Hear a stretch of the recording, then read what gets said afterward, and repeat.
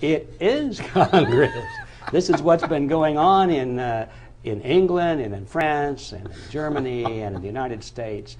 The move toward what they called socialism or communism, they said, would be gradual in such a way that there'd be no violent revolution, but at the end of the line they would have it, and nobody could say it happened on such and such a date. So the Fabians use as their symbol the turtle. That's actually their symbol, to signify coming to power slowly but surely.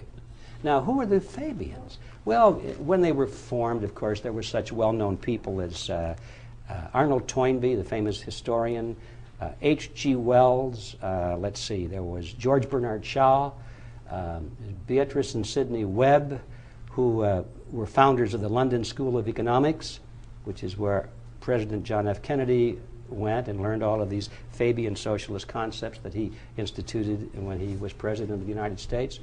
The Fabians work quietly and behind the scenes. You don't hear about them. Not all of the people that practice Fabianism are members of the Fabian Society. I mean, Tony Blair, right now, who's the head of the British government, he's a member of the Fabian Society. But most of the Fabians in the world are not actual dues-paying members, but they follow the strategy of Fabianism nevertheless. And that is the philosophy that dominates the United States of America.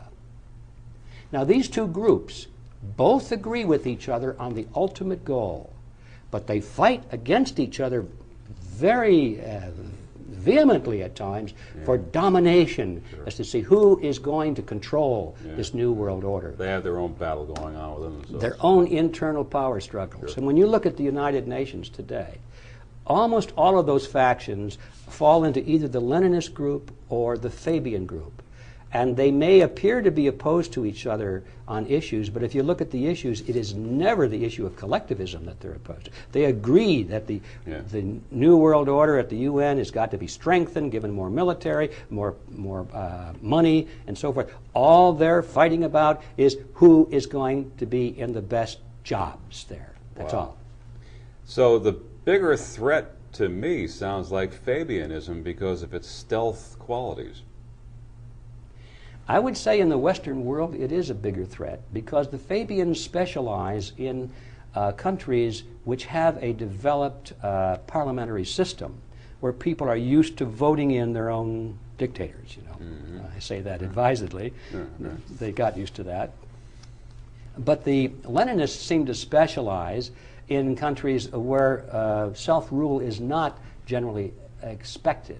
In other words, third world countries and backward countries where people are quite used to dictatorships, open and above board dictatorships. They wouldn't know what to do with a vote anyway because it's not part of their culture. It'll take a long time before they get there. So where there are parliamentary structures in place and people are used to going and voting for things, that's where you find Fabianism coming to the front because that's ready-made for their strategy.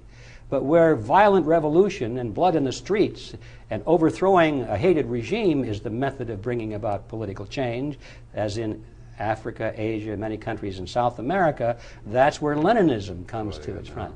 And these are the two factions that dominate the world today. You must understand that reality.